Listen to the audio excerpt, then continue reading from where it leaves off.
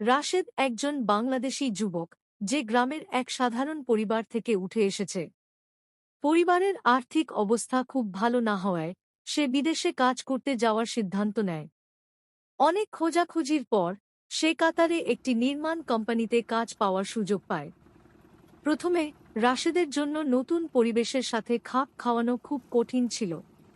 আবহাওয়া অনেক গরম আর ভাষা ও সংস্কৃতির পার্থক্য ছিল প্রচুর। তবুও সে তার পরিশ্রম এবং দৃঢ় মনোভাব দিয়ে সব চ্যালেঞ্জ মোকাবিলা করার চেষ্টা করে।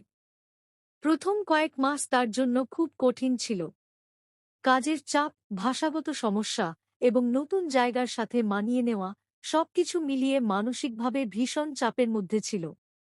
তবে ধীরে ধীরে সে সহকর্মীদের সহায়তায় কাতারের জীবনের সাথে মানিয়ে নিতে শুরু করে।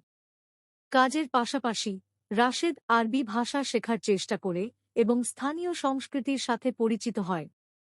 এতে তার কাজের ক্ষেত্রেও সুবিধা হয় এবং স্থানীয় মানুষের সাথেও সুসম্পর্ক গড়ে ওঠে।